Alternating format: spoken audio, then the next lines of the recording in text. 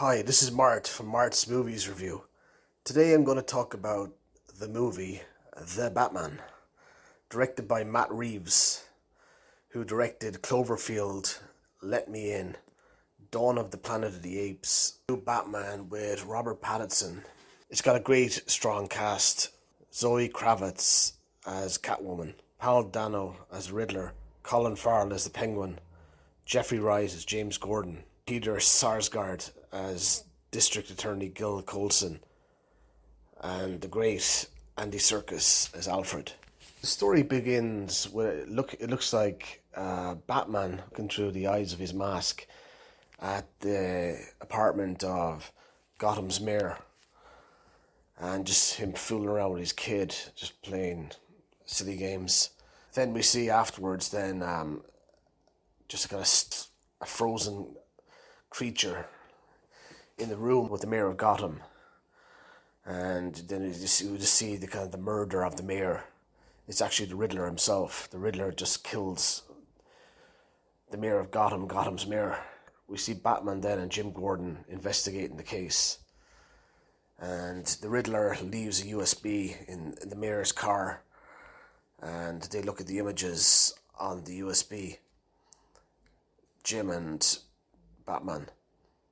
We see the mayor with a woman, Annika, outside the Iceberg Lounge nightclub, which is run by the Penguin, who's working for Carmine Falcone, one of Gotham City's gangsters. The Penguin knows nothing about what just happened.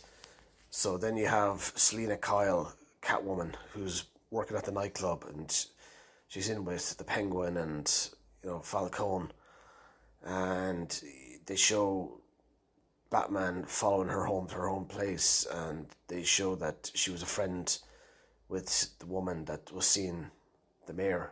So Batman talks to her at her own place. They leave the place anyway, come back later, the place is ransacked and Annika is taken away. See, some of the police and some of the heads of the department are not happy with Batman helping out Jim Gordon, Lieutenant Gordon, and the commissioner's not happy, Commissioner Savage. We find out he's on the payroll then of the gangsters who are working with Falcone, and they're not happy with him at all. Why are you working, Jim, with this vigilante, Batman? So the story moves on. Anyway, we find out that the district attorney, Commissioner Savage, and some higher ups in the cops in the Gotham City's police are on the payroll of Falcone. And the Riddler abducts Colson, the district attorney, and at the funeral of the mayor, and causes a scene, and Batman has to deal with riddles that the Riddler is putting to Colson, and the last riddle is more of a question, and Colson refuses to answer, and there's a big blast, and Batman survives the blast anyway, but Colson, unfortunately, Peter Sarsgaard, very interesting role played by Sarsgaard in the film. He's only got a kind of a cameo role, but he's absolutely brilliant in it. So there's different gangsters around Gotham, like Salvatore Maroni, and basically he was taken down on a drugs bust, and people are wondering who was the snitch, and they're all trying to find out, and it looks like it was Falcone, and Falcone got everybody wrapped up around his little finger. And it goes into stories then. There's stories been spun about the Wayne family and the Arkham family. We find out deeper truths then about Thomas Wayne when he was going for mayor of Gotham. He had ideas about starting an orphanage, and it didn't happen. And then the Riddler was a child at the time, and he could have been in an orphanage, but he lived a kind of a worse life than if the orphanage had taken off. And then there are stories about a journalist had dug up stories about the Wayne and Arkham families, and Thomas Wayne's wife Martha had some kind of mental illness, and her family had kind of mental health and violent problems in their past. And it turns out Thomas Wayne wanted Falcone just to talk to the journalist, to try and pay him off or put him off the case, and he wouldn't, so Falcone ends up killing him anyway, getting rid of the journalist. And all this has been said to young Bruce Wayne by Alfred, gets caught up in a letter bomb, and he's in hospital, relaying all this to Bruce Wayne, that his father was going to come forward anyway and just talk about Falcone and the journalist, and before he got killed with his wife when Bruce is a young boy. So there's havoc carried out around town anyway, and they end up with the Batman and the Riddler coming face to face, and there's all these kind of like car bombs and letter bombs being set off around the city, and there's floodings. At the end, he deals with a lot of the trouble in the city, does Batman, and he's hanging out with Catwoman. Catwoman kind of leaves Gotham towards the end of the movie. She's kind of fed up with the place, doesn't think there's any chance for the place in the future. And the Batman believes in Gotham, believes in hope, and sees a better, brighter future for all the residents of Gotham City. We see in the film as well just desserts and justice being dished out to Falcone, who's arrested, yet he's brought out into the light by Batman. He's kind of part of one of the Riddler's riddles as well. The Penguin kind of sets off the Batman, and we see then Falcone is shot by the Riddler. Then the Riddler turns up in a little cafe, reminiscent of Denzel Washington in The Equalizer, just sitting down having coffee, and he has the little kind of question mark, his little kind of seal, his symbol, all while he's sitting down.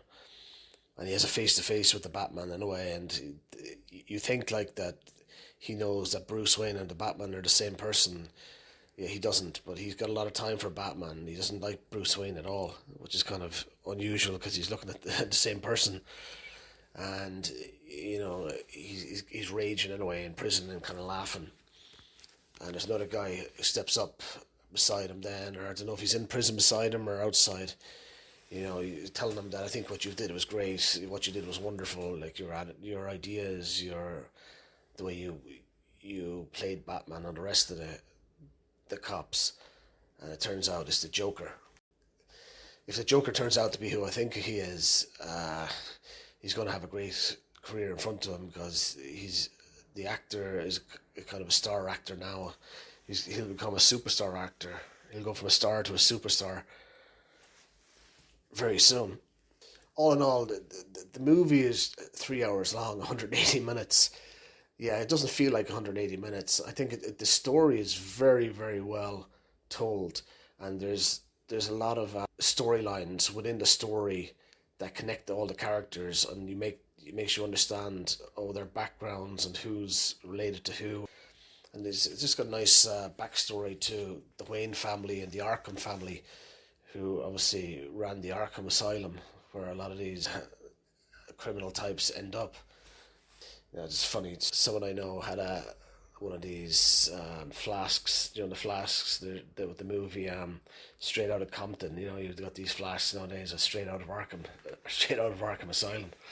But the movie is definitely one to watch. I mean, as people have said, I've watched other reviews, and people have said, you know, Robert Pattinson is very good as Bruce Wayne and the Batman. Basically, there's no difference between the two of them. Like, there's none of this like pretense, or like wearing glasses, or just trying to have a party schmoozer.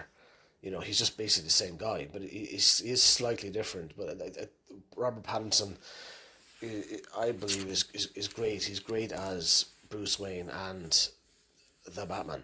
Selena Kyle, Catwoman, yeah, she's kind of a sexy, sensuous type in a way. I mean, as Deep Focus Lens says in her review, you know, and she plays the character quite well.